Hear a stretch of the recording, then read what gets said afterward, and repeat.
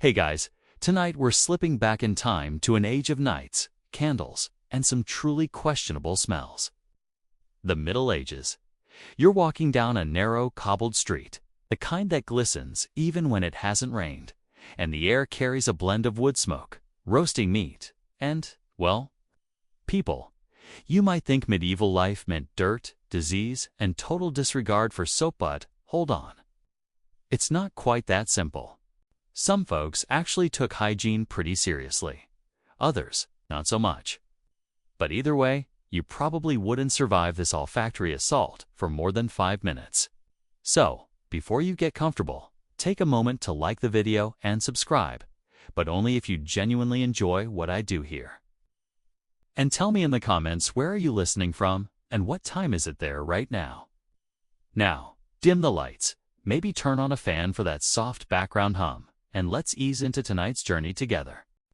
You start your day in a world where clean means something very different from what you're used to. There's no toothpaste, no hot shower waiting, no fruity shampoo bottle promising coconut-scented paradise. Instead, you grab a wooden comb, maybe rinse your face with cold water, and call it good. If you're lucky or a bit fancy, you'll have a small bar of rough soap made from animal fat and lye. It smells like regret, but it works, kind of. The truth is, medieval people weren't as filthy as modern myths make them out to be. Most ordinary folk washed hands and faces daily, sometimes even feet before bed. Bathing the entire body was rarer, though, mostly because heating all that water was a chore and the tub looked more like a glorified barrel. Still, some towns had public bathhouses where you could soak for a small fee, and traveling nobles often carried scented cloths to wipe themselves down. You might be picturing the Middle Ages as one long stinkfest, but remember, everyone smelled like everyone else. That's equality by odor. And weirdly, it worked. A whiff of sweat and smoke was just life. No one was reaching for deodorant because no one had invented BO as a concept yet. The human nose simply adapted. Soap had a journey. Early medieval Europeans used a rough mixture of animal tallow and ash, boiled into thick lumps that left your skin slightly burned but technically clean. The better stuff came later from places like Aleppo and Spain, where olive oil soaps scented with herbs became prized imports. The wealthy would pay good money for bars that didn't strip the skin off. The poor made do with homemade sludge. Historians still argue whether the average medieval villager actually bathed more often than people did in later centuries. Believe it or not, the Victorians, yes, those polished, corseted icons of manners were sometimes dirtier than 13th century peasants. At least medieval folks still knew how to find a river. Let's be honest, though you wouldn't exactly call it sanitary.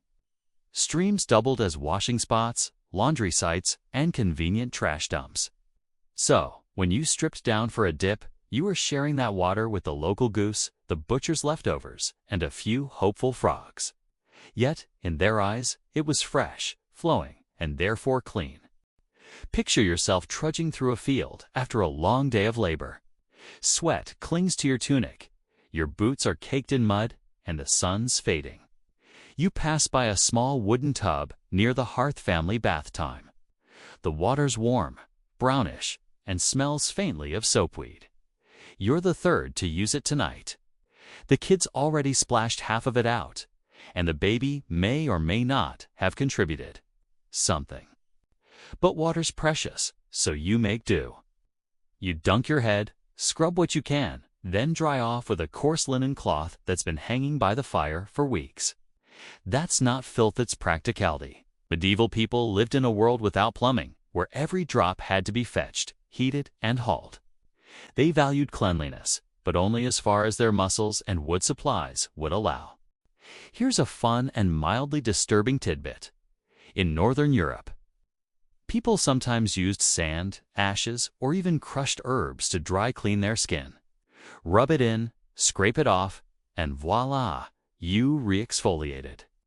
Think of it as the original spa treatment, minus the cucumber slices. One medieval recipe for cleansing powder even mixed ground iris root with chalk and rose petals, which sounds almost pleasant until you realize they used the same mix to brush their teeth. But don't imagine everyone walking around coated in grime. The church actually encouraged washing, partly as a sign of spiritual purity.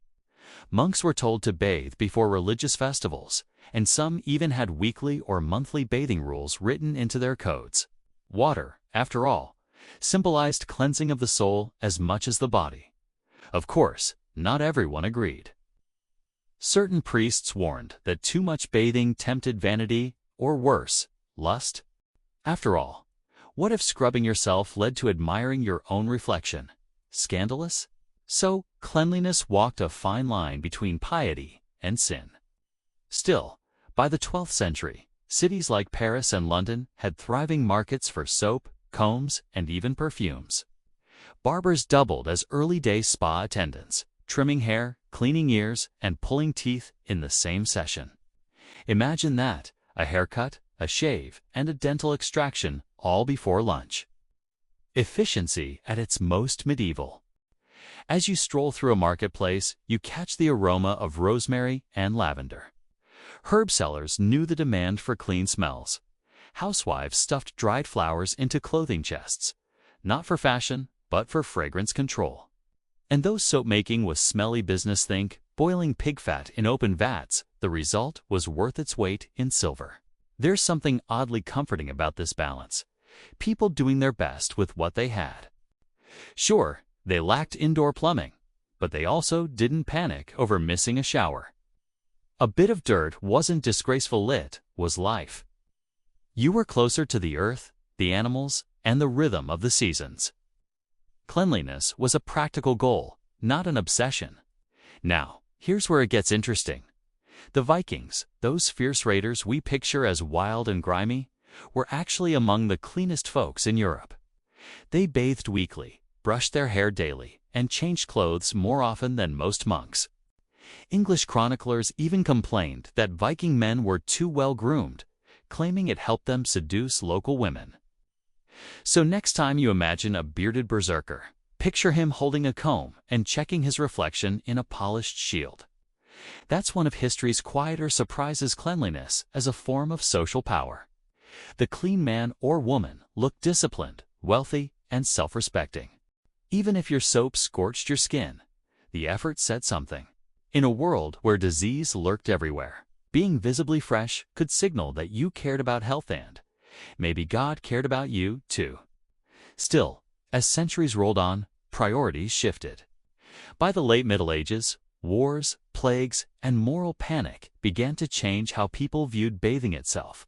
But we'll get there soon. For now, you're standing at a crossroads between riverbanks and rising cities, watching as the meaning of clean starts to evolve. Your skin still prickles from the rough lye soap, but the night air feels cooler now. Somewhere in the distance, a bell rings the curfew warning. The street's empty, the fire's dim, and you realize that even in this world of mud and musk, there's an order to it all. People wash, scrape, rinse, and repeat, not to smell nice, but to survive. It's not glamorous, but it's human. The faint scent of rosemary drifts from a nearby home, mingling with smoke and sweat. You exhale, realizing this isn't the world of filth you were told to imagine. It's a world where everyone, peasants, nobles, and monks alike, tried, in their own stubborn way, to stay clean in an age that made it nearly impossible. You wake to the sound of water sloshing and voices echoing through a timber-bird building. Welcome to the medieval bathhouse. The steam clings to your face, thick as mist, carrying scents of wet wood, herbs, and faintly sour soap. You blink, and the room comes into focus. Stone tubs lined up along the walls, benches where people laugh, gossip, and scrub. So much for the myth that everyone in the Middle Ages feared water. Here, cleanliness is a social event. Bathhouses were everywhere. Paris alone had dozens by the 13th century. Some right beside bakeries so they could share the heat. For a few pennies, you'd get warm water, a towel, maybe even a glass of spiced wine if you were lucky. It's not luxurious, but it's civilized, even cozy. You sit down beside a burly man who smells faintly of garlic and goat soap, and he grins as if to say, "We're all in this together, friend." It's easy to forget, but bathing wasn't a lost art. Romans had loved their baths. And though their grand marble spas crumbled centuries ago, the habit lingered. In the early medieval period, monasteries kept the tradition alive. Monks bathed before high holy days, guests were offered a wash upon arrival, and infirmaries even prescribed baths as medicine. You're not in a world of filth, you're in a world rediscovering comfort through water. Steam curls up from the tubs as someone ladles in fresh hot water from a cauldron. The room hums with chatter. People trade news, argue about the weather, flirt discreetly behind thin curtains. A barber sets up near the doorway, offering shaves and haircuts to anyone feeling fancy. It's half spa, half tavern, half rumor mill medieval wellness center, minus the cucumber water. Historians still argue whether these bathhouses were entirely innocent. Some doubled as brothels, others simply as places where intimacy blurred with community. In big cities, moralists warned that men and women bathing together would lead to sin. In some places, authorities banned mixed bathing altogether. In others, no one cared as long as the fees were paid. The line between hygiene and hedonism was delightfully murky, pun intended. But don't imagine candles and marble. You're sitting in a timber hut lined with straw mats, light flickering through smoke-dark rafters. The water's reused until it's more gray than clear, and the soap leaves a thin film on your skin. Yet for someone who spends the week ankle-deep in mud, this feels heavenly. A communal soak means a break from labor, a bit of warmth, and the illusion of luxury. A woman nearby crushes rosemary between her palms and tosses it into the water. It releases a sharp green scent that cuts through the musk. Medieval people genuinely believed herbs purified both body and soul. Sage, mint, lavender, thyme, these weren't decorative. They were protection against disease. Doctors of the time said bad air, or miasma, spread sickness, so smelling nice was like wearing armor against plague. There's something soothing about how practical it all is. No showers, no fancy plumbing, just heat, water, and human ingenuity. In German towns, bathhouses were so common that families sometimes went weekly. Nobles even built private ones, complete with attendants who poured warm water over their shoulders while musicians played nearby. Cleanliness for them became an art form, half hygiene, half performance. And yet, the church side-eyed it. Too much bathing, they warned, leads to pride and temptation. But try telling that to a farmer who's just spent the day plowing fields in July. Bathhouses became the great equalizer, a place where rich and poor could strip off the grime of class for a while. Of course, nobles preferred scented oils and privacy, but the principle was the same. Everyone craved that feeling of warmth and renewal. If you listen closely, you can hear laughter mixed with a splash of buckets. Someone strums a lute.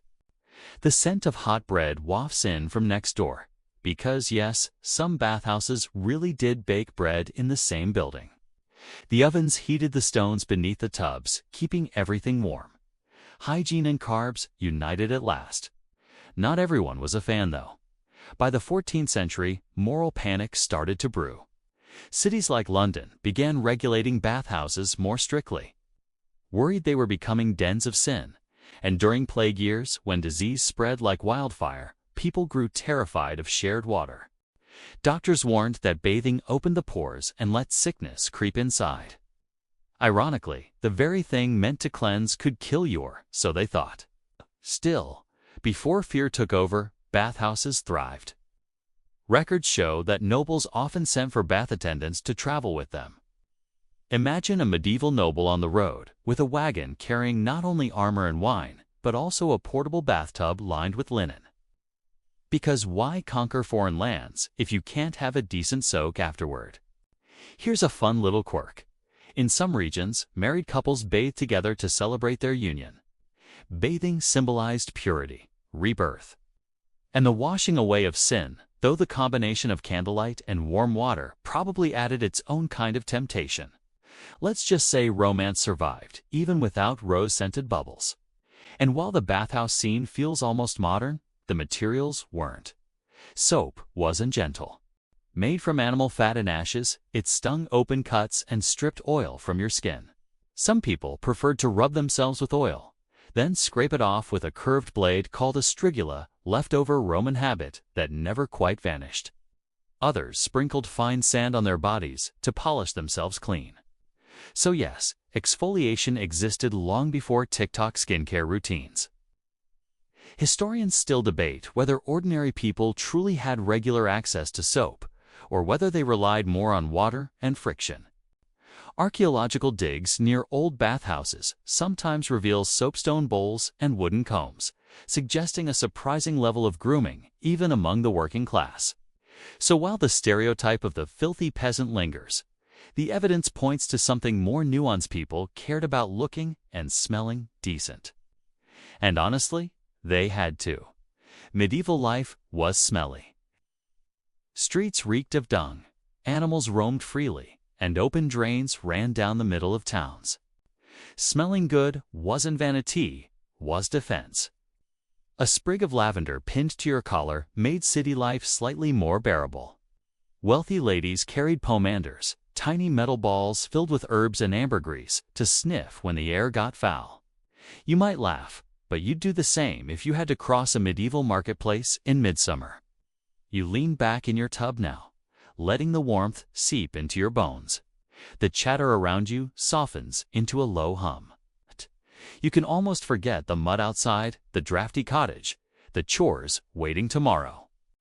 For a few quiet minutes, the bathhouse becomes its own world, steam rising like prayer. Flickering light on water, the universal comfort of being clean. Then, with a grunt, your neighbor stands and sloshes out of the tub, wrapping himself in a rough linen sheet. You follow, stepping onto the cool stone floor. Someone hands you a small towel, scratchy but serviceable. You dry off, feeling oddly lighter. Cleanliness isn't about scent or sparkle here. It's about release. For a brief moment, you've washed away the weight of the week. As you step outside, the cold night air hits your damp skin. You can smell smoke, rain, and the faint sweetness of the herbs that still cling to you. The moonlight catches puddles in the cobblestones, and the city around you feels almost alive, breathing steam from its bathhouses, whispering secrets through its alleys. You walk home, water dripping from your hair, thinking maybe medieval life isn't as filthy as you thought. Maybe it's just human. The next morning, you'll wake up sore but content. You'll stretch, scratch, and get right back to work in the dirt. Because that's the rhythm of this world work. Wash, repeat. No daily showers, no endless bottles of lotion.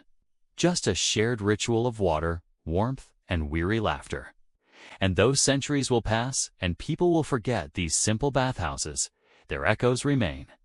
The idea that being clean brings peace. That washing can renew not just skin, but spirit. As you glance back at the bathhouse door, steam curling out into the chill, you realize it wasn't just about soap. It was about belonging to a community that believed, however briefly, that washing together made life a little more bearable. The morning after your bathhouse visit, your tunic smells faintly of smoke again, and that's your cue. It's laundry day. You trudge toward the edge of the village, where a handful of women kneel beside a stream. Sleeves rolled up, arms red from the cold. The rhythm of their work is hypnotic. Slap, scrub, rinse, wring, repeat. Welcome to the true battlefield of medieval cleanliness. Clothes washing. Laundry, you realize quickly, is not for the faint of heart. Forget delicate cycles and floral detergents. Here, it's all about brute force, ash, and urine. Yes, you heard return. It's not glamorous, but it works.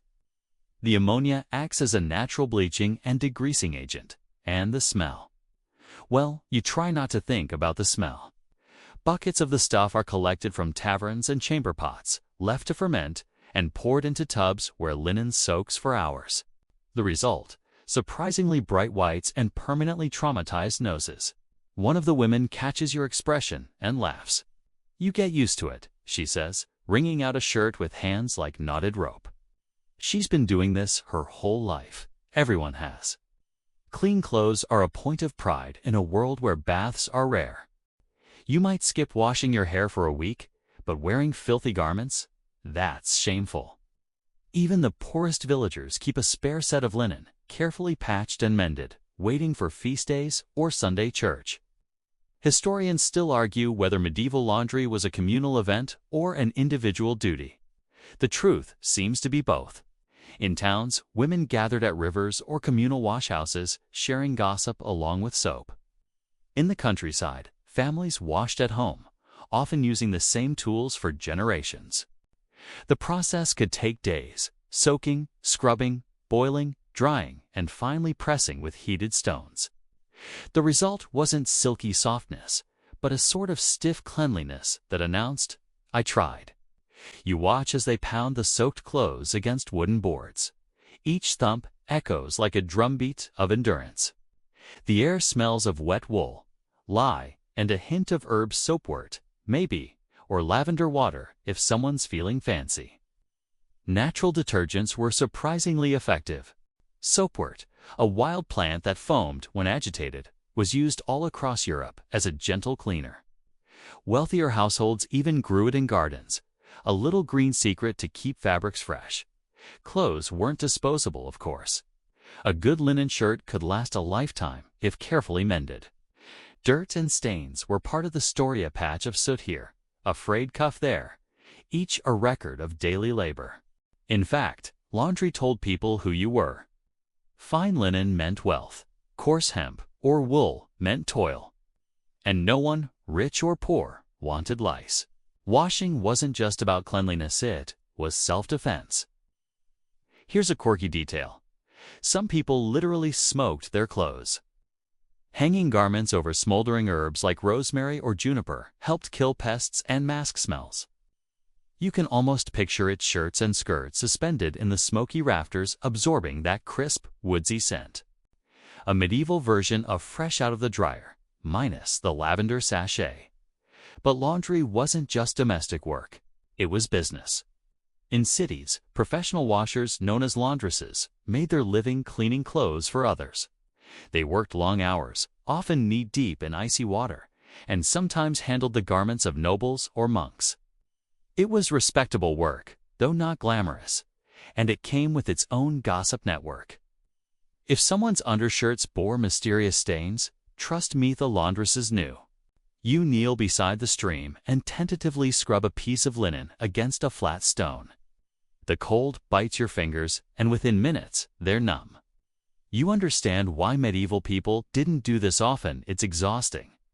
By the time you finish one tunic, the women around you have already filled baskets with clean, dripping laundry. They hoist the heavy loads onto their heads and trudge back toward the village to hang everything near the hearths. The scent of drying cloth will mingle with wood smoke for days. Back home, you help hang a few garments on wooden racks near the fire. Steam rises, the fabric stiffens, and soon your cottage smells faintly of ash and soap. It's not fresh by modern standards, but it's the scent of effort, of care. You run your hand along a coarse sleeve, still warm from drying, and feel a tiny spark of pride. Clean clothes mean dignity. There's something oddly beautiful about the intimacy of it all. Laundry wasn't outsourced to machines. It was an act of touch, hands in water, fabric against skin. People knew their garments, every seam and stain. Washing was memory work. In a way, an unspoken ritual that tied families together. Mothers taught daughters how to judge the water temperature, how to fold linen so it wouldn't crease. A shirt wasn't just clothing. It was labor.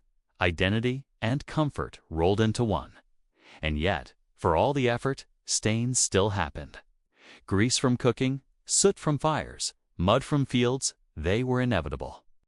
Stain removal recipes filled medieval household guides: vinegar for rust, breadcrumbs for oil, even chalk for sweat marks. One particularly creative tip suggested rubbing crushed snails onto fabric to restore color. You can almost hear the laughter of medieval housewives trying that one out. As you sit near the fire watching the steam rise, you think about the invisible network that kept this system running. Tanneries made the leather buckets, soap makers sold their pungent wares, and washerwomen braved the weather to keep entire communities from descending into stink. Cleanliness wasn't individual, it was collective survival. And of course, not everyone had equal access. The nobility's linens were washed more often and scented with rosewater or cloves. Servants handled the mess while their masters lounged in perfumed halls. But even there, clothing spoke volumes. A spotless tunic suggested control, discipline, virtue. Dirt on a noble's hem could spark gossip faster than a scandalous romance. There's an odd irony, though. The upper class, despite their luxury, sometimes wore layers upon layers of clothing without washing the inner garments often. They believed the thick linen next to their skin absorbed impurities, keeping the body healthy. So while peasants dunked their shirts in rivers, lords might just change undergarments and call it a day. Clean by proxy. Historians still debate how much clean was about actual hygiene versus social signaling. Was it really about removing dirt, or about showing you cared enough to try? One chronicler wrote that a well-kept cloak pleased God and man alike, suggesting that cleanliness had moral weight. In a world obsessed with sin and salvation, even a scrubbed shirt could be an act of virtue. You glance at the window, the sun's low, the day nearly done. Outside, the line of laundry sways gently in the breeze, pale shapes fluttering like ghosts against the fading sky. Tomorrow, they'll smell of smoke again. Life here is a constant cycle of soil and soap, of filth conquered only temporarily. But that's the point. It's not about perfection. It's about persistence. And there's something grounding in that. Cleanliness isn't sterile or polished tits earned. Every bucket lifted, every garment wrung dry, every cracked hand tells a story of endurance. These people, in their humble, soapy way, were fighting entropy itself. Before bed, you slip into one of the newly washed shirts. It's rough, stiff, and smells faintly of ash butt. As you lie down, you feel a strange comfort. You're wrapped in the result of honest labor, in fabric that's seen the river, the fire, the wind. You close your eyes to the crackle of the hearth and realize medieval cleanliness wasn't about chasing purity. It was about staying human in a dirty world. You wake before dawn in the quiet hush of the monastery, the kind of silence that presses against your ears like velvet.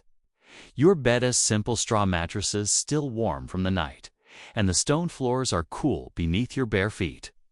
Today, you'll follow the monks, the people most obsessed with order, routine, and, surprisingly, cleanliness in the medieval world.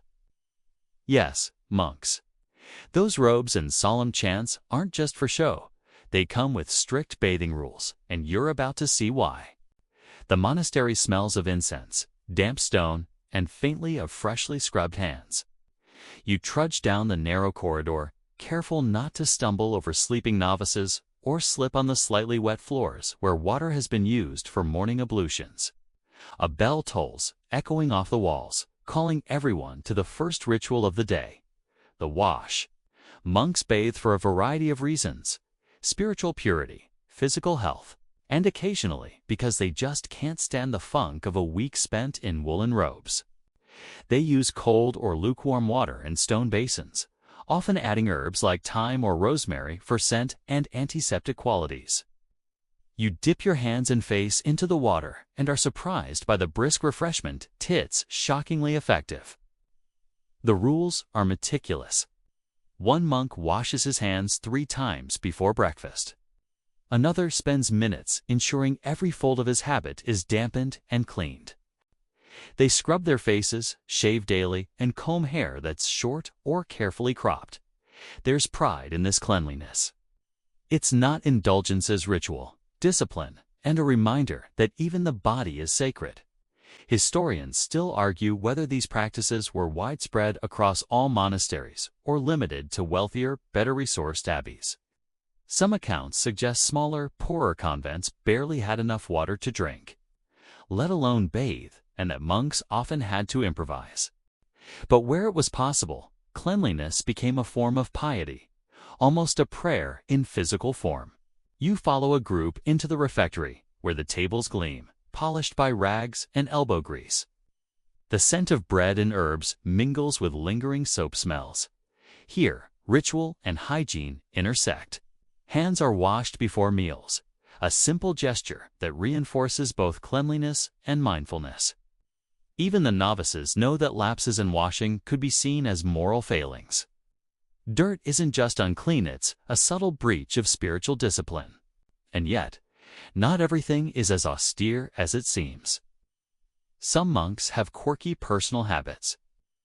One washes only with cold water, claiming it strengthens the body and mind. Another uses honey and crushed herbs to treat his hair and skin, a homemade cosmetic that smells faintly of wildflowers and beeswax.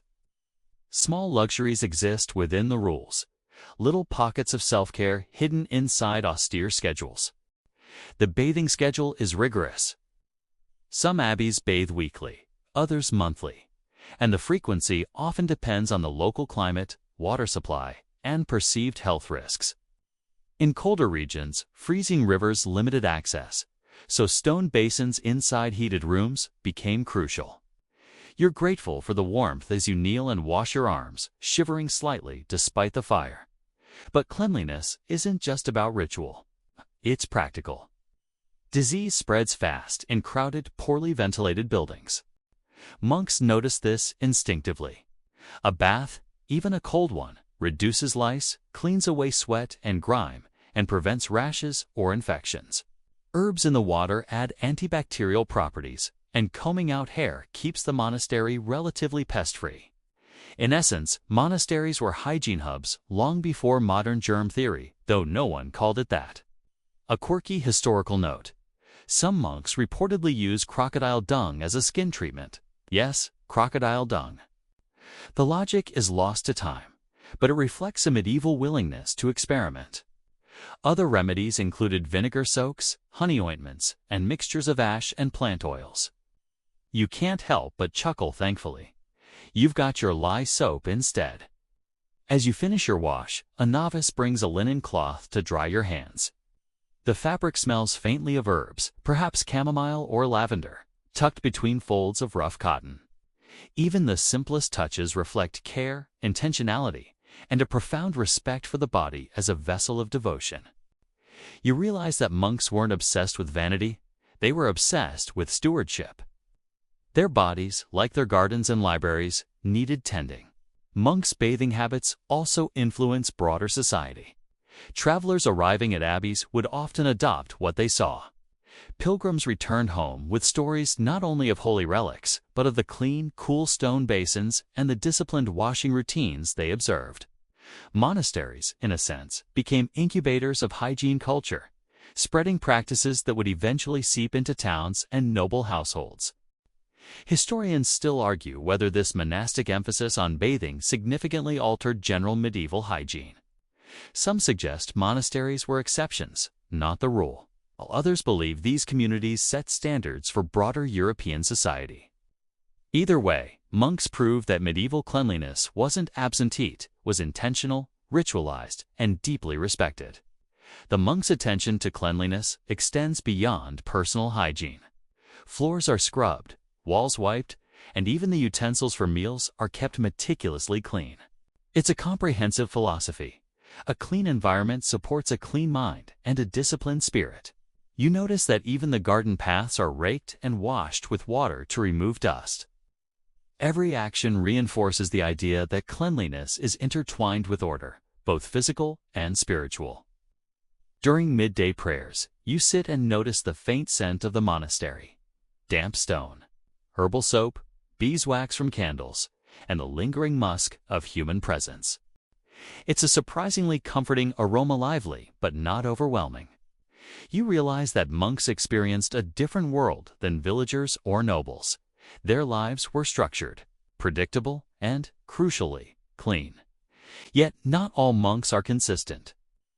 Some are lax, skipping baths when tired or when water is scarce. Others, invent excuses, claiming meditation over bathing is more virtuous. It's a reminder that even in places of strict order, humans are humans. Personal hygiene, like spirituality, varies with discipline, resources, and temperament. You wander to the infirmary, where the sick are treated with warm water soaks, herbal compresses, and careful cleaning. Bathing here isn't a luxury, it's medicine. Infected wounds are washed, lice combed from hair, and even the walls of the room are kept scrubbed to reduce contagion. It's almost modern in concept. Cleanliness as preventative care. You can see how this practice might have saved lives even if they didn't understand germs. By evening, the monastery is quiet. Candles flicker along corridors, and the last bath of the day has been completed. You sit by the fire and reflect. Monks were surprisingly forward-thinking about cleanliness, using water, herbs, and scrubbing to maintain both health and dignity. In a society often portrayed as filthy, they stand out as organized, hygienic, and remarkably pragmatic. And yet, the system isn't perfect. Cold winters, limited water, and frugal abbeys mean some monks go without proper bathing for weeks. But even then, the underlying philosophy remains. Cleanliness is intertwined with virtue, health, and social order. It's not vanity, it's stewardship, an ethic of care for both body and spirit. You stretch, feeling the crisp linen of your habit against your skin, and inhale the faint herbal aroma lingering from the day's ablutions. This is the medieval world through a slightly different lens. Not dirty, not decadent, but disciplined, pragmatic, and surprisingly sophisticated in its approach to personal hygiene. You might not have a spa, shower, or scented candle, but here, water and herbs do the job beautifully. As night falls, you settle into bed, your body still tingling from the cold water wash.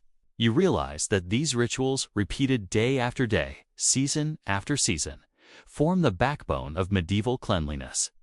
It isn't flashy, it isn't Instagram-worthy, but it is human, effective, and enduring. Monks understand what many others ignore. Caring for the body is part of caring for life itself. And so, wrapped in the aroma of herbs and the comfort of dry linen, you drift to sleep, grateful for the strange, fascinating, and surprisingly enlightened world of monastic hygiene. You trudge through the muddy village lane, the smell of last night's rain mixing with something far less pleasant. Today, your lesson in medieval hygiene takes a decidedly less glamorous turn. Peasants, privies, and the grim reality of waste management await you. Unlike the monks or noble bathhouse visitors, the average villager had to make do with limited resources. And that often meant living cheek by jowl, with smells and bacteria you wouldn't even name in polite company. The first stop is the latrine, or, more accurately, the latrine pit. You peer cautiously over the edge of a wooden structure perched above a shallow trench. It smells like a combination of damp earth, human effluent, and moldy straw. You wonder how anyone survives here without gagging, yet centuries of adaptation make this environment ordinary for the locals. They squat, go about their business, and return to chores as if nothing happened. You try to imagine balancing your dignity in such a situation. Probably not possible, you think, but somehow they manage. Historians still argue whether these communal latrines were hygienic or just a necessary evil. Some scholars point out that even with pits and wooden seats, waste often spilled into nearby water sources, spreading disease.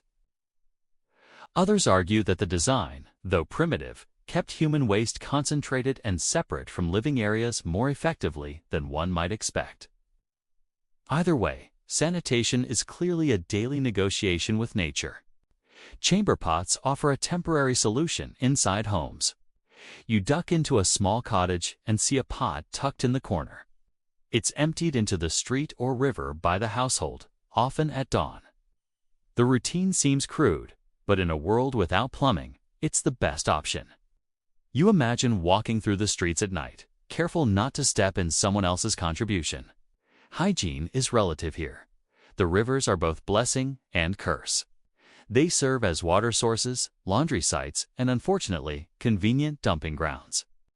You notice villagers filling buckets for cooking and washing, all while waste trickles past downstream. It's a delicate balance between necessity and risk. You might shiver, imagining the bacteria swimming just beyond the ripples. Yet this is the normal rhythm of life. You meet a peasant mother teaching her children the ritual of the ash hand wash. Hands are scrubbed with a mixture of water and wood ash before meals, a surprisingly effective way to remove grime and germs, even if no one knows the word microbe. Children are taught early that soap is a luxury, but friction and ash can serve the same purpose. It's ingenious in its simplicity. There's a strange comfort in this pragmatism. You think about modern bathrooms, endless hot water, scented soap, and heated toilets. Medieval villagers survive with nothing but a stream, some ash, and a chamber pot. They endure because hygiene is adapted to their circumstances. And yet, you notice a communal pride. Families take care to keep floors swept, laundry dry, and their immediate living area as clean as possible within their limits. One quirky historical tidbit. In some regions, people would sprinkle lime or sand over latrine pits to control odors. Others covered waste with straw, thinking it would absorb both smell and moisture.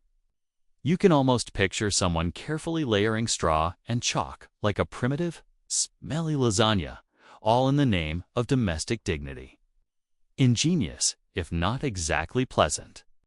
The smell of manure is omnipresent. Livestock roam freely among cottages, and you realize why people bathe in rivers when possible. The combination of animal waste, human waste, and mud makes a potent, almost intoxicating aroma. Yet villagers adapt.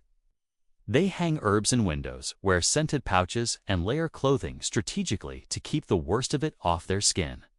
Perfume isn't just luxury here, it's survival. You pause at the edge of a small stream where children splash, oblivious to what flows beneath them. You cringe, then laugh. After all, you probably won't survive long in this environment without developing a thick layer of tolerance. That's medieval life in a nutshell. A daily negotiation with muck, smell, and risk. It's not romantic, it's pragmatic. And somehow, it works. Waste disposal shapes entire communities. Streets are built with slight slopes. Rivers act as drains, and outhouses are positioned downstream from wells whenever possible. People understand cause and effect in a tactile, immediate way. Disease is a constant threat, but knowledge passed through generations teaches how to reduce it. You're impressed by the raw ingenuity. You glance at a well-kept cottage, slightly elevated to avoid flooding. The latrine is tucked neatly behind it, as far from water and food storage as practical. Inside, the hearth keeps some warmth, and straw on the floor keeps feet dry. Cleanliness here isn't luxuried survival strategy. You start to see a pattern. Hygiene varies widely, but everywhere it intersects with resourcefulness. An open debate among scholars concerns how much awareness medieval peasants had of disease transmission. They didn't know about bacteria, yet certain practices covering waste, washing hands before meals, boiling water when possible hint at an intuitive grasp of health. You imagine explaining microbes to them. They'd probably shrug and point to the river, satisfied that they've been doing the right thing all along. You watch as villagers fetch water for cooking, carefully avoiding the downstream area where waste has entered. They fetch pails, dip, and carry with skill honed over decades. Even children know the rules.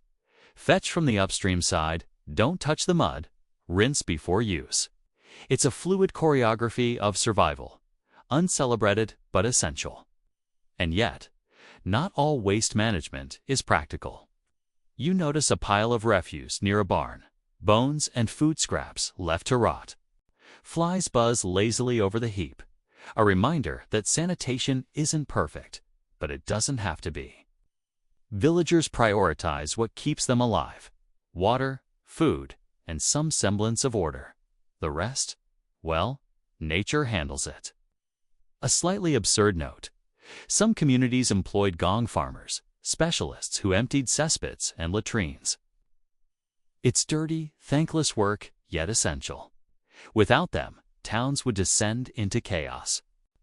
The job carried social stigma, yet also a kind of importance. Someone had to deal with the consequences of everyone else's survival strategy. You imagine the medieval equivalent of a garbage truck operator, but far more hands-on. Back at your cottage, you empty a chamber pot into the street at dawn. The smell is sharp, the air pungent, but somehow manageable. You step back, notice the village coming alive, and reflect on resilience. Hygiene in this context isn't about comfort, it's about persistence, adaptation, and community. You may gag, but life goes on.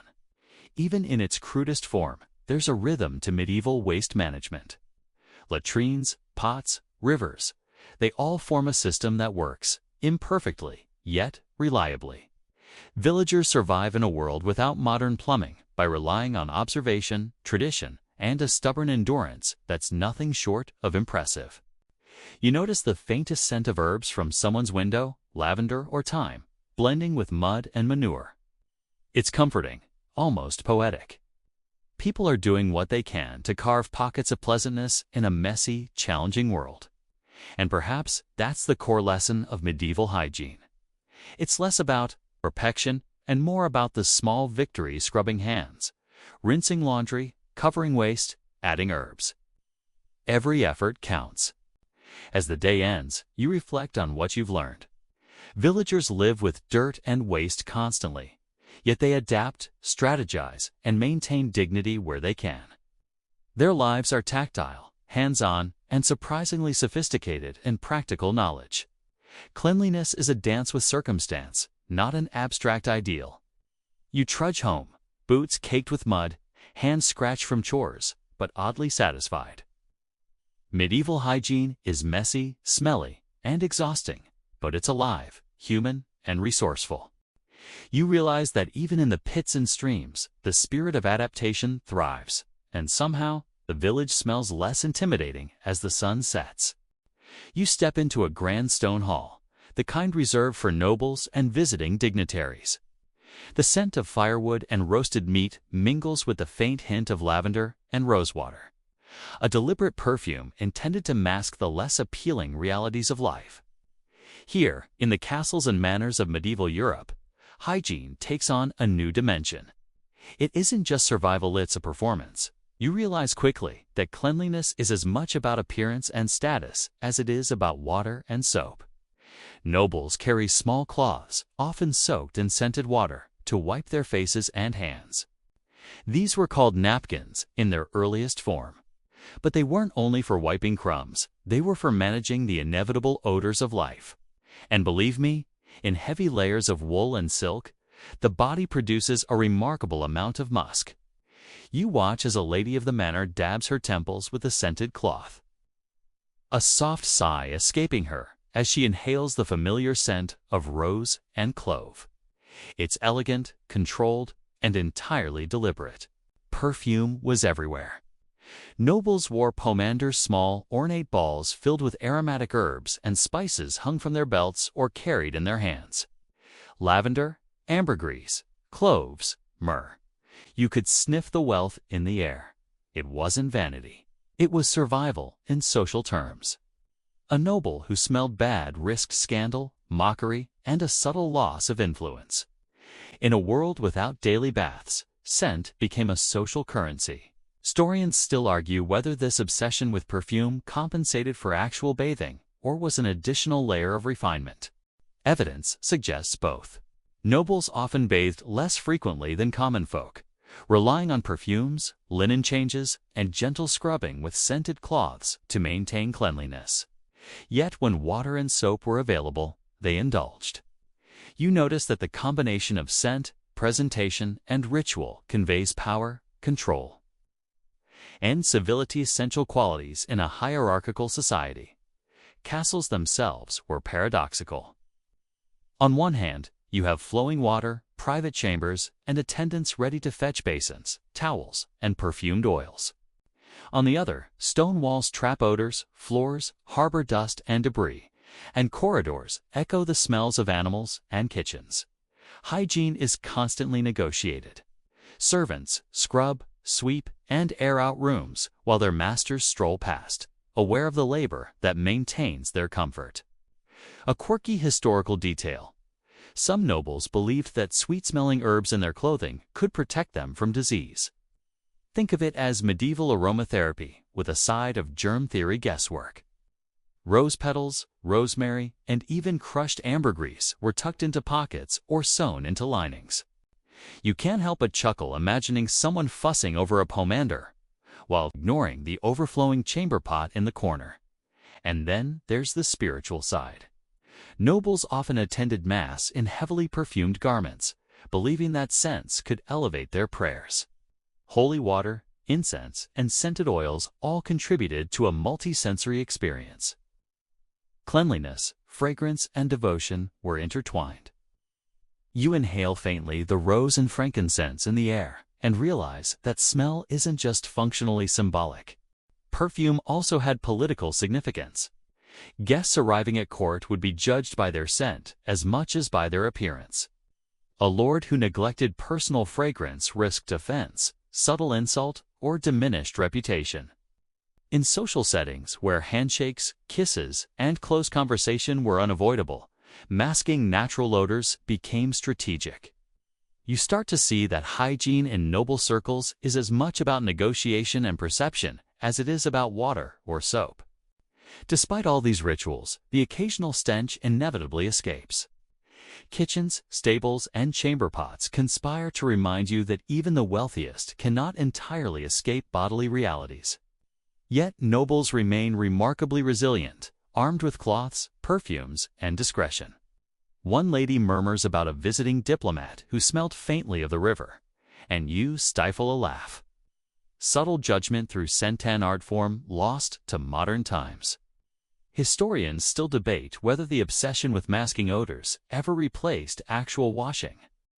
Some accounts describe nobles bathing frequently, while others suggest perfume was a substitute, particularly during winter or long travels.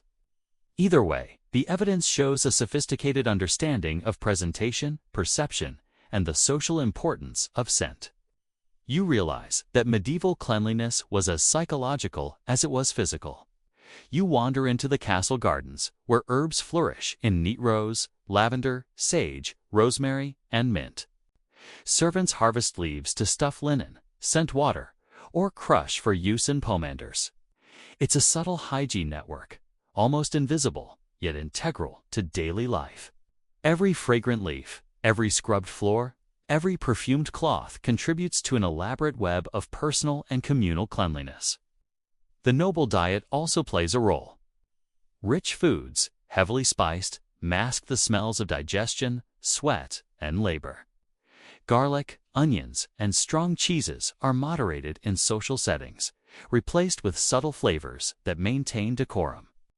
Even mead and wine serve a functional purpose. They were safer than untreated water and contributed indirectly to personal hygiene. A small quirky note: some nobles reportedly carried miniature handkerchiefs dipped in vinegar or rosewater to sniff between courses, claiming it preserved dignity and health. Imagine that pausing mid-meal, raising a scented cloth, and inhaling deliberately. You laugh quietly to yourself. Modern life seems sloppy by comparison. You observe a lord examining his reflection in a polished bronze mirror. He adjusts his sleeves, pats down a stray curl, and inspects his hands. These rituals, however tedious they might seem, are part of a broader understanding. The body is a tool of influence. A person who is visibly, olfactorily, and tactically clean commands respect. Even without modern plumbing, nobles had invented a sophisticated hygiene culture. Perfume, bathing, and clothing aren't mere indulgences. They're survival strategies in social terms. Smell communicates status, morality, and competence. In a world where disease is ever present and personal presentation is power, cleanliness becomes essential. You begin to notice how much labor goes into maintaining this facade: servants scrubbing, laundering, perfuming, and monitoring, all invisible unless you look closely. Historians still argue whether these practices improved actual health outcomes or were purely social tools. Likely both. Clean linens, scented water, and regular washing probably did reduce lice and skin infections. At the same time, the social stakes reinforced compliance. A stinky noble risks reputation more than illness. Hygiene, in this context, is performative as much as preventative. By dusk, the castle smells faintly of lavender, rosemary, and cooking smoke. You watch servants adjust pomanders, refill scented water, and sweep floors. The noble family retires, wrapping themselves in perfumed cloths and soft linen, secure in their layered protections against both smell and scrutiny. It's an impressive network of cleanliness, entirely invisible to the casual observer. And yet, despite all the soap, water, and fragrance, human reality remains. Body sweat, hair tangles, and chamber pots overflow. Nobles may hide these facts behind scented cloths and layered garments, but nature always asserts itself. You feel oddly reassured humanity, in its messy, aromatic complexity, persists across classes even in the glittering halls of power.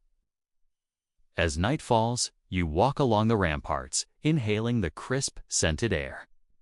Perfume, smoke, and wood mingle into a complex tapestry of human ingenuity. The nobles' rituals may seem extravagant, quirky, or even absurd by modern standards. Yet they demonstrate one enduring truth.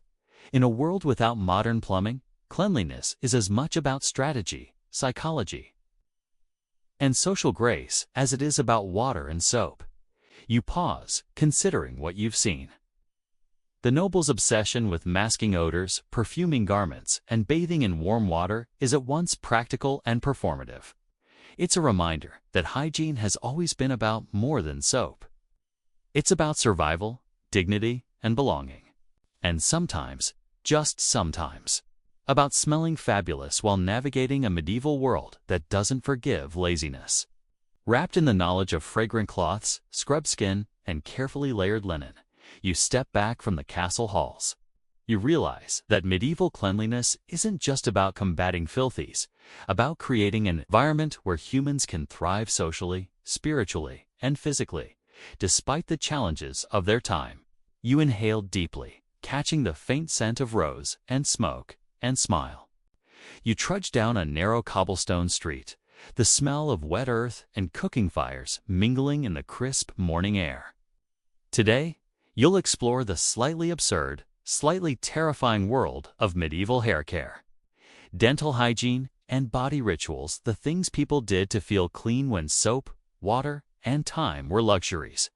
Prepare yourself, because it's going to get strange. Let's start with hair.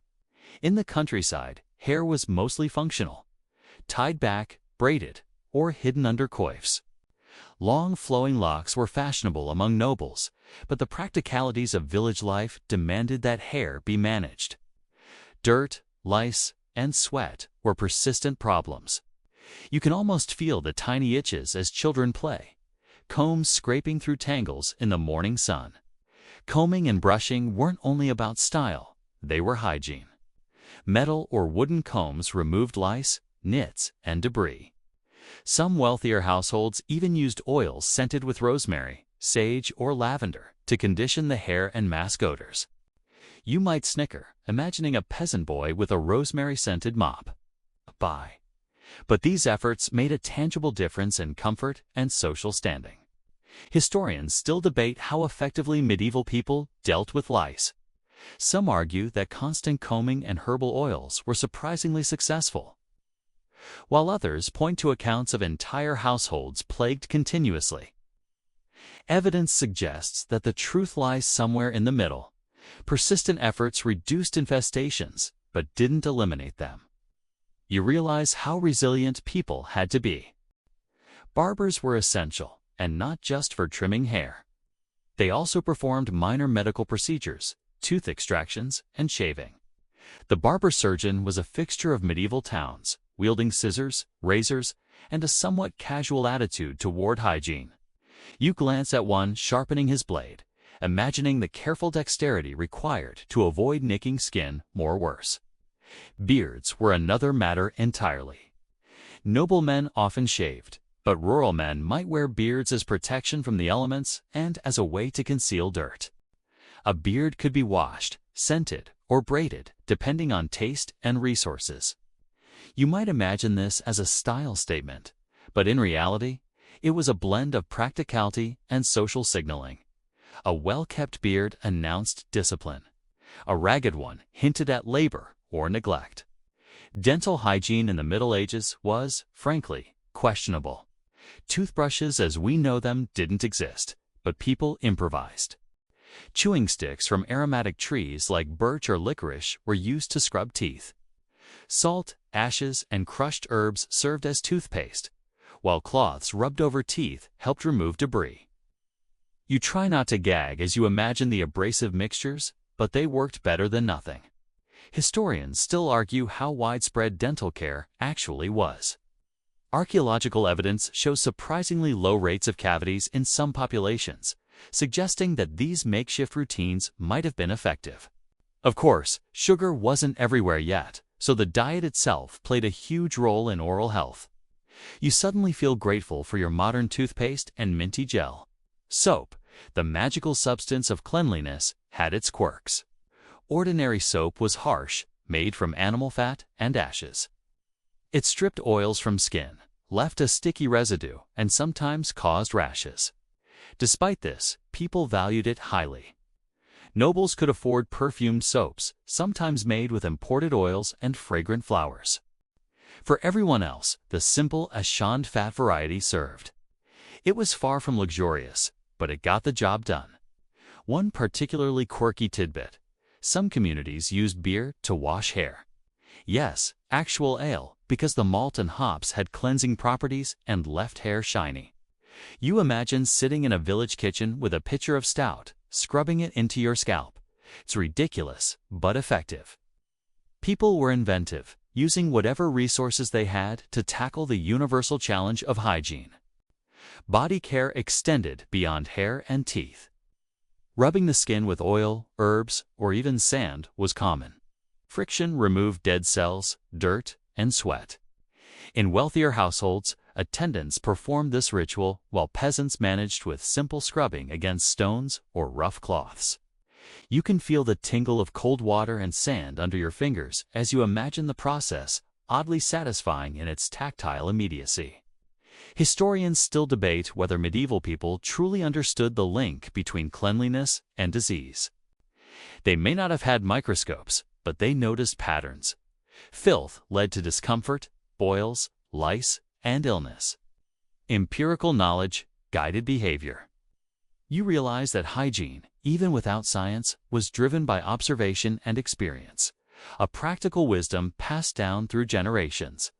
Fragrances were everywhere in the medieval beauty arsenal. Spices, flowers, and herbs were ground, crushed, and infused into oils, ointments, and hair pomades. Even peasants might carry small sachets of lavender or mint tucked into clothing or hung near the bed. The idea wasn't luxury, it was sensory protection. Pleasant smells masked the less savory aspects of life, creating a small, portable bubble of dignity. Shaving and trimming were common rituals. Razor blades were metal and sharp, requiring skill and courage. Accidents happened. You imagine the barber's assistants rushing to staunch bleeding from minor nicks, and the faint odor of iron mixing with smoke from the hearth. Yet shaving was about more than aesthetics.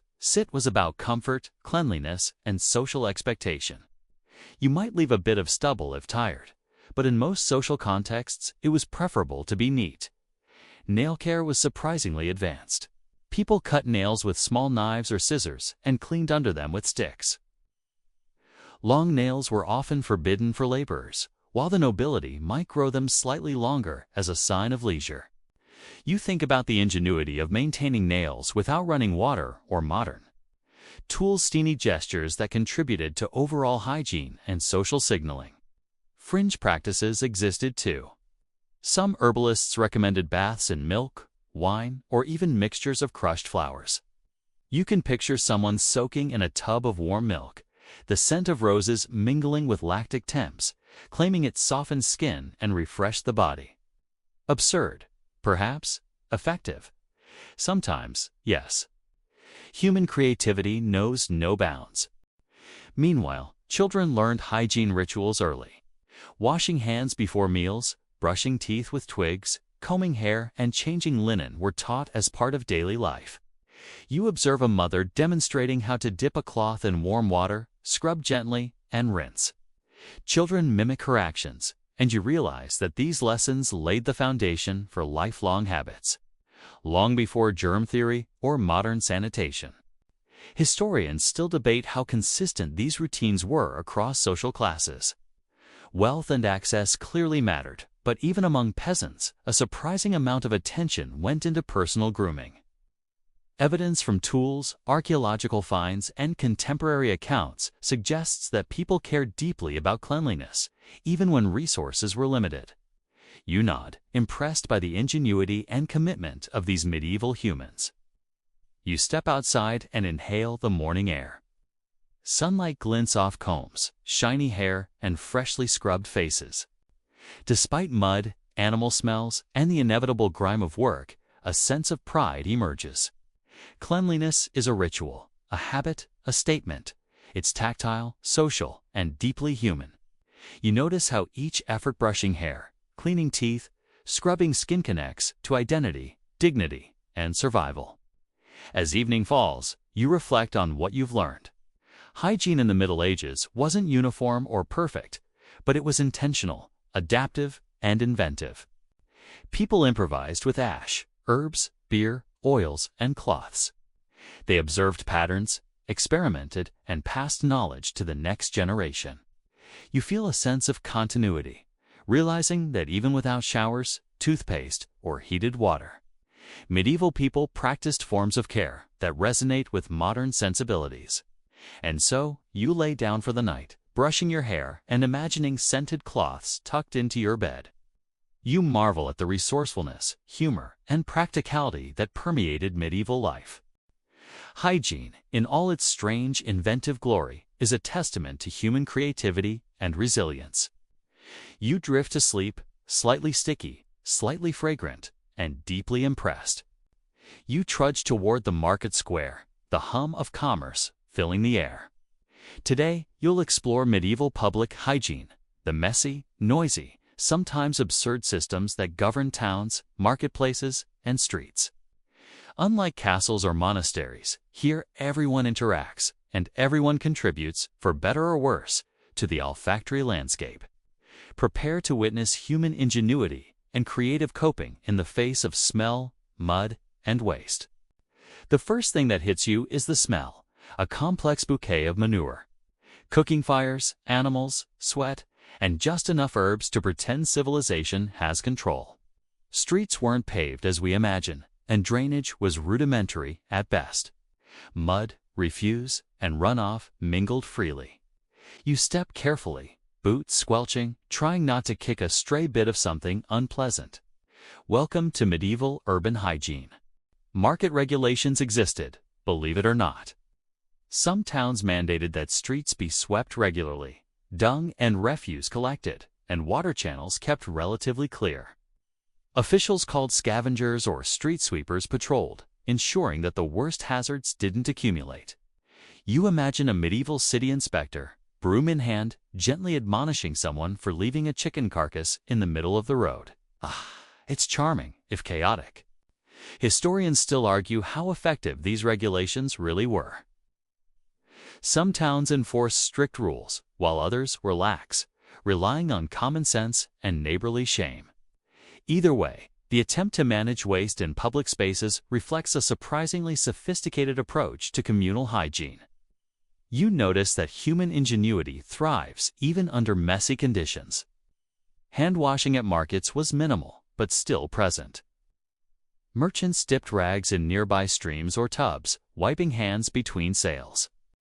Salt water and vinegar were sometimes used to disinfect coins, meat, or utensils. You can almost see the bustling crowd of buyers and sellers negotiating prices, trading goods, and simultaneously negotiating cleanliness. Trying to avoid both offense and disease, a quirky detail. Some towns had gong farmers stationed near certain districts to empty cesspits. but others relied on volunteers to carry waste to designated disposal sites outside the city walls. Imagine lining up with buckets of, well, while curious children peek from behind stalls. It's practical, grim, and entirely normal. People adapted in creative ways. Animal hygiene was also a challenge. Livestock roamed streets freely. Pigs, goats, and chickens mingled with humans.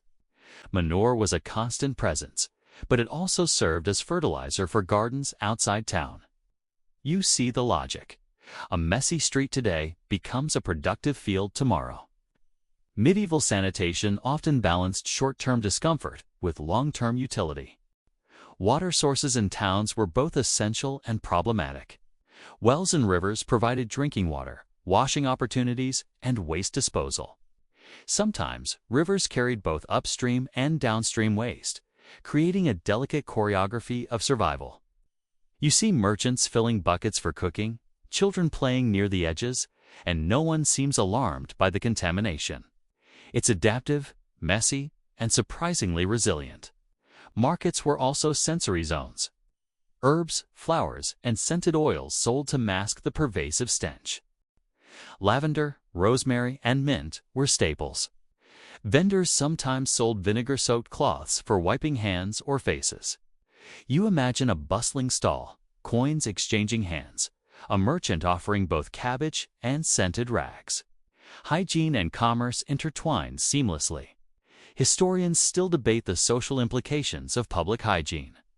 Some argue that strong odor norms enforced social conformity, while others suggest that everyone simply adapted pragmatically. Either way, it's clear that perception mattered. A stinky trader could lose customers as fast as a poorly made loaf of bread. Hygiene had economic consequences. Street washing rituals existed too, though infrequent. Early mornings sometimes saw citizens or officials scrubbing paved sections, flushing channels with water, or sweeping mud and debris to communal piles.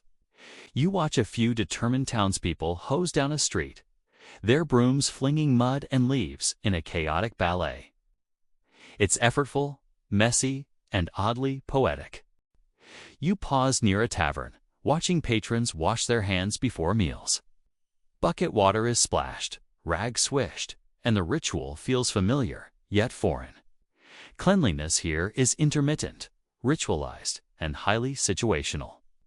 People know that being too dirty may harm reputation, but practical limits, water scarcity, and the smell of the surrounding environment constantly challenge the ideal. Quirky hygiene solutions appear in unexpected places. Street vendors sometimes carried vinegar sprays to douse smells or keep flies away from food. You laugh imagining a medieval version of Febreze, while the crowd navigates a swirl of mud, manure, and humanity. They adapt creatively, demonstrating resourcefulness even when resources are minimal. Public baths were another aspect of urban hygiene. Some cities had bathhouses where people could wash, socialize, and even conduct business. You step into a steaming hall, the smell of hot water, soap, and herbs filling your senses.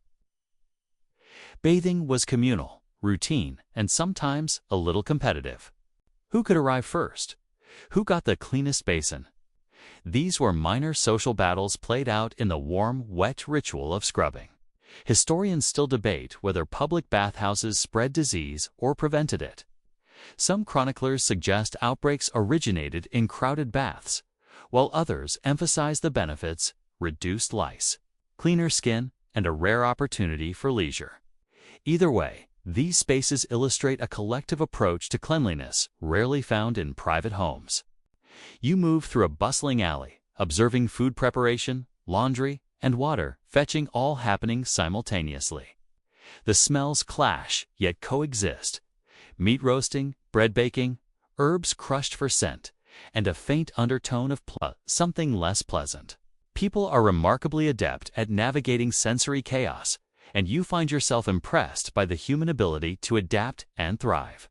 Small rituals abound: hand washing before meals, dipping rags in scented water, and rinsing vegetables before cooking are everyday hygiene strategies. They may seem minor, but cumulatively, Cumulatively, they form a resilient system that protects health, reduces odors, and maintains social decorum. Even in the most chaotic markets, there's order, if only subtle. Children participate too. You notice a group learning to fetch water and scrub vegetables, their small hands moving with surprising precision. Hygiene is taught through imitation, observation, and gentle correction. Even in a messy environment, education in cleanliness persists, forming the foundation for later routines. A quirky note: some markets sold odor neutralizers for shoes and garments. Crushed herbs, vinegar sprays, and scented powders were marketed to people navigating crowded, smelly streets. You imagine a medieval street hawker calling out, "Mint for your boots, lavender for your tunic. Smell like a lord and avoid embarrassment." Brilliant, if slightly absurd. By evening, the market quiets. Stalls are closed, water channels flushed, and scavengers collect refuse. The smells linger, but the major hazards have been managed. You pause to appreciate the ingenuity, resilience, and community effort that keeps public spaces navigable. Medieval public hygiene may have been messy, inconsistent, and smelly, but it worked. As darkness falls, you reflect on the day. Markets, streets, and bathhouses illustrate the adaptive brilliance of medieval people. With limited resources, they created systems rituals, clever tools, and social expectations that kept life manageable. Cleanliness wasn't about perfection. It was about survival, dignity, and ingenuity. You trudge home, boots caked with mud, carrying a small sachet of herbs for the night. Despite the chaos, you feel a sense of order emerging from the disorder, a testament to human creativity and practical hygiene. Medieval public hygiene is messy, often hilarious, but always fascinating. You realize that people everywhere, from the latrine to the castle, were negotiating cleanliness with the tools, knowledge, and humor at their disposal. You climb the narrow stair to the roof of a half-timbered house, the wind tugging at your cloak as you look down on the town below. Tonight, you'll explore the rituals, superstitions, and peculiar practices surrounding medieval hygiene, those eccentric, sometimes bizarre routines people believed kept them clean, healthy, and safe. Brace yourself. This section is where logic, belief, and smell collide in the most fascinating ways. First, let's talk superstition. Medieval people often connected cleanliness with spiritual protection. Washing wasn't merely physical, it was moral and magical. Holy water, herbal baths, and perfumed oils were believed to purify not only the body, but also the soul. You watch a woman prepare a bath infused with rosemary, lavender, and rue, chanting quietly as she stirs. To her, hygiene and protection from evil are inseparable. Historians still argue whether spiritual beliefs drove most hygiene practices or simply complemented practical ones. Some suggest that people bathed primarily for health and comfort, while others emphasize the ritualistic, symbolic nature of cleanliness. Either way, spirituality and hygiene were intertwined. You notice a man dipping his hands in blessed water before eating, a small gesture that reassures, purifies, and reinforces routine. Let's venture into the quirky. Some people applied bizarre mixtures to the skin, believing in their protective powers. Crocodile dung, crushed gemstones, and fermented herbs were recommended as ointments for wounds, blemishes, or even as deodorants. You grimace, imagining someone patting crocodile dung on their forehead before attending Mass. Yet, strangely, these remedies occasionally had antiseptic or protective effects.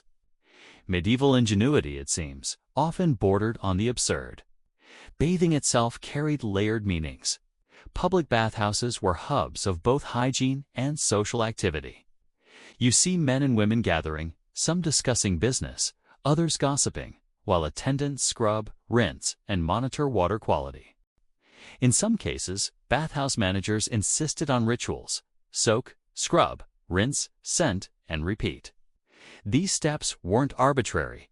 They combined physical cleanliness with societal norms.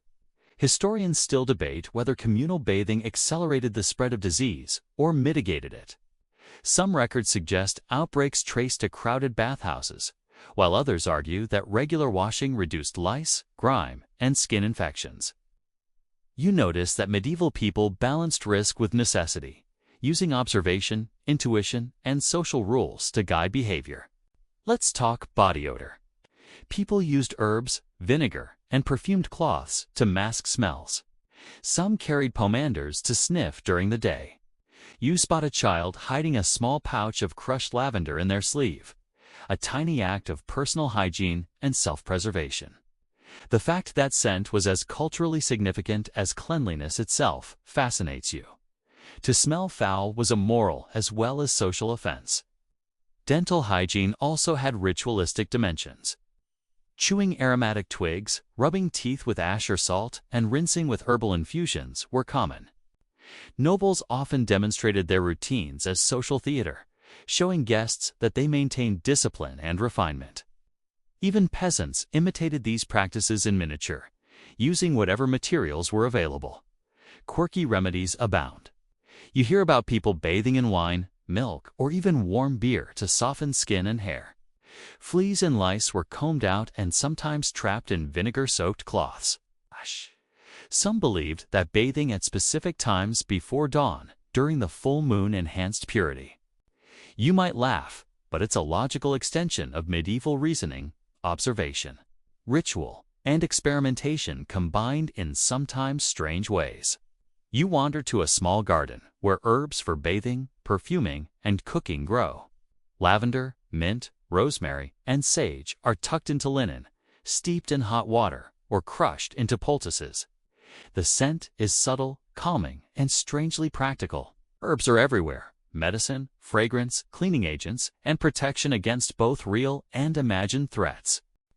You inhale deeply, feeling the faint protective magic of centuries-old botanical knowledge. Bathing schedules varied widely. Nobles might bathe weekly, monks even more regularly, and peasants whenever possible. Water scarcity, climate, and cultural norms dictated frequency. Some medieval physicians recommended cold plunges to invigorate the body and spirit, while others suggested gentle soaking in scented oils.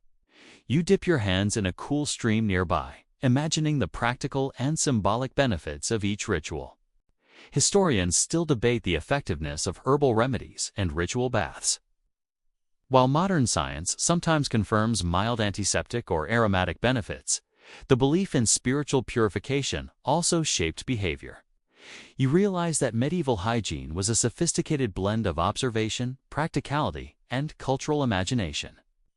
You notice women using cloths dipped in rosewater to wipe faces, while men occasionally dab vinegar or herbal oil behind ears, under collars, and on wrists. Each action has purpose, some practical, others symbolic. Even in crowded, messy homes, these rituals create microzones of control, dignity, and personal identity. Quirky traditions extend to laundry. Clothes weren't washed daily, but periodic herbal infusions or sun-drying were believed to cleanse not only fabric, but aura and fortune. Linen changes, sun-bleaching, and perfuming were as much about social signaling as practical hygiene. You imagine a noble inspecting their fine linen for both dirt and spiritual resonance, combination that seems strange yet perfectly medieval.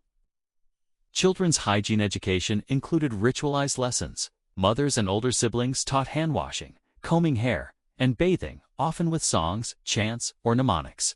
Learning was tactile, repetitive, and playful. Observation reinforced instruction, creating lifelong habits.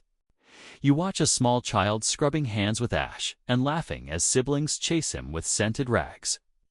The blend of learning, play, and ritual is strangely charming. Public superstition influenced sanitation, too. Certain baths or streams were believed to ward off disease or spirits. You walk along a river where villagers dip hands and faces before dawn, a combination of practical washing and magical thinking. Herbs may float in the water, birds may stir nearby, and the air is thick with dew. You sense the intersection of observation and imagination, the human need to create safety in uncertain circumstances. Fringe remedies and rituals abound. Some believe that wearing scented amulets or bathing in moonlight improved health. Others applied crushed minerals or fermented substances to skin and hair. You laugh quietly, imagining a small village gathering at night, each person participating in their eccentric but sincere personal hygiene routine. Absurd, yes, but also human, adaptive, and resilient. By evening, you wander back to the roof. Smoke from chimneys curls upward, mingling with scents of herbs, cooking fires, and faint incense. You reflect on the layered complexity of medieval hygiene: observation, ritual, superstition, and invention. Practices are inconsistent, quirky, and socially mediated, yet they persist, guided by experience, need, and imagination. Even in the strangest rituals, crocodile dung, moonlit baths, herbal amulets, there's logic. People experiment, observe outcomes, and teach others. Hygiene becomes a tapestry woven of practicality, belief, and cultural expectation. You realize that this complexity is the hallmark of human resilience, even without modern plumbing or germ theory. Medieval people created systems to navigate the challenges of body, community, and spirit. You descend from the roof as night settles over the town. Fires glow in windows, scented herbs hang in corners, and the faint splash of water signals evening baths and rinses. You feel an intimate connection to the people of the past, absurd, inventive, careful, and aware. Hygiene in the Middle Ages is as much about culture and psychology as it is about water and soap. You pause at a street corner, inhaling deeply, savoring the smells of herbs, smoke, and human activity mingling with less pleasant scents. It's overwhelming, chaotic, and yet entirely human. Medieval hygiene is messy, quirky, and beautiful in its ingenuity. And now, as you make your way home, you carry with you the knowledge that human beings, across centuries, have always strived to balance practicality, dignity, and imagination in the pursuit of cleanliness. You trudge through the village at dawn, the air crisp and scented faintly with smoke, herbs, and damp earth. Today, your journey into medieval hygiene reaches its culmination. You'll explore the messy intersections of disease, public health, and the everyday strategies people used to survive in a world where germs were invisible, yet omnipresent. Prepare yourself for a mix of grim reality, clever adaptation, and surprising humor. You pass a market stall where vegetables glisten with morning dew. You notice a woman rinsing her hands in a bucket of water, dipping a cloth, and scrubbing the produce with care. This is practical hygiene in action. Even without understanding microbes, people recognize patterns. Filthy hands led to illness. Clean hands led to healthier households. It's an intuitive grasp of cause and effect. Historians still argue how effective medieval hygiene was at preventing outbreaks. Cholera, dysentery, and plague ravaged communities, but daily routines: washing hands, changing linen, scrubbing surfaces, and disposing of waste undoubtedly reduced risk. You can imagine the trial and error process, the collective learning of generations, and the subtle victories hidden in mundane actions. You pass the river, a lifeline and hazard rolled into one. Villagers fetch water, wash clothes, rinse hair, and sometimes bathe in its currents. You notice the choreography: upstream areas reserved for drinking, downstream for laundry and disposal. There's logic here, a practical zoning system that balances necessity with survival. You step carefully, mindful of where the water has been used. Animal management is part of public hygiene too. Pigs, chickens, and goats roam freely, depositing waste in streets and gardens. Farmers scoop manure for fields, balancing immediate discomfort with long-term agricultural gain. You notice a young boy carrying a bucket of straw and manure to the fields, grunting with effort. Human ingenuity thrives in adapting unpleasant tasks into useful outcomes. Quirky hygiene solutions appear in unexpected corners. Some towns used vinegar or lime to clean streets and public spaces, masking odors and reducing microbial load. You laugh, imagining medieval janitors marching through mud, flinging lime powder and spraying vinegar as if performing a chemical ritual. Effective? Perhaps, Entertaining. Absolutely. In homes, chamber pots are emptied at dawn or dusk, balancing convenience with exposure to the elements. Ashes, sand, and straw help control odor. You imagine someone meticulously layering ash and straw. Thinking it would neutralize smelling, perhaps it did, to some extent. People were inventive, using whatever materials were available to maintain dignity and manage waste. Personal care blends with social signaling.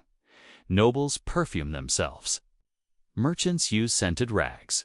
Peasants carry herbs to mask odors. You notice that hygiene intersects with perception. A stinky neighbor is judged socially. A clean appearance signals responsibility, discipline, and respect. Even without germ theory, people understand that smell communicates character. Historians still debate how much access to bathing, soap, and herbs influenced health outcomes. Evidence shows variability.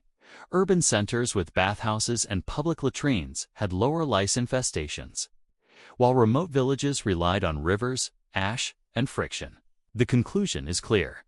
Even rudimentary practices mattered, and resourcefulness often bridged gaps in knowledge or materials. You pause to observe hand-washing rituals. Adults scrub hands before meals, children imitate, and cloths are dipped, wrung, and reused. You recognize the universal human drive to establish order, control risk, and maintain comfort, even in challenging circumstances. Each small action, scrubbing, rinsing, perfuming, forms part of a mosaic of survival. Cultural beliefs amplify hygiene practices. Certain herbs are thought to protect against plague, foul spirits, or ill luck. You notice a tiny sachet of rosemary pinned to a cloak, a practical and symbolic shield. Even when science isn't available, observation and tradition create layers of protection. Some practices are quirky, some effective, but all demonstrate human creativity. Fringe remedies persist. Crocodile dung as ointment, fermented herbs for scrubbing, and wine baths for skin illustrate an experimental mindset.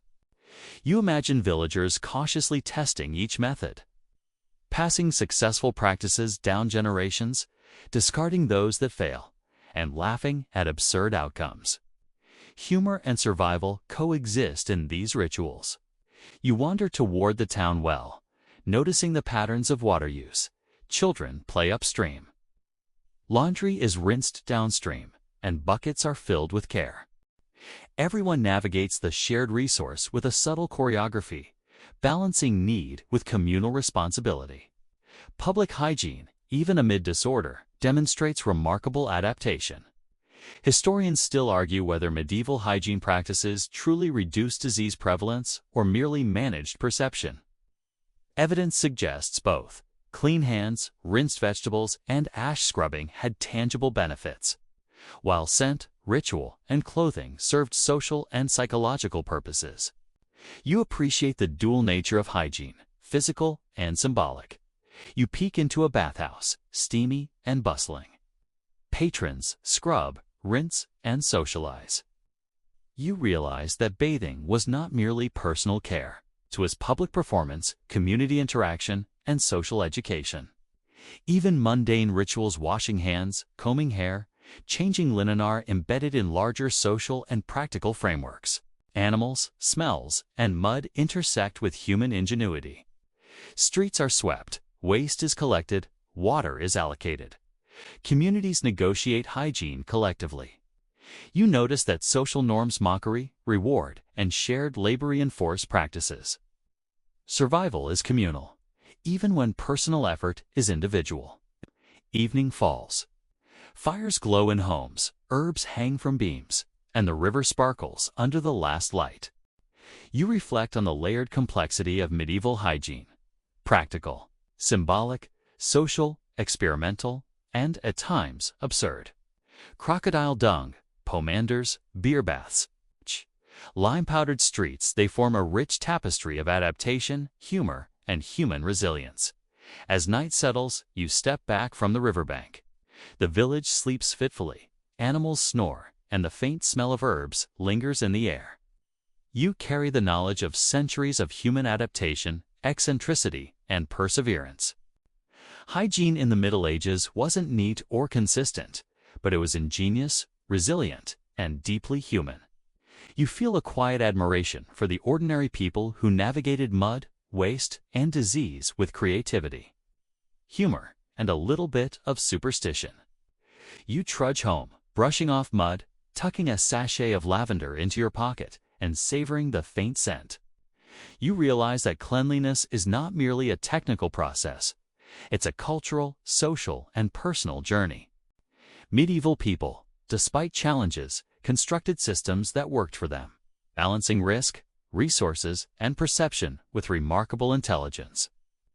At last, you sink into bed, exhausted, slightly fragrant, and strangely comforted.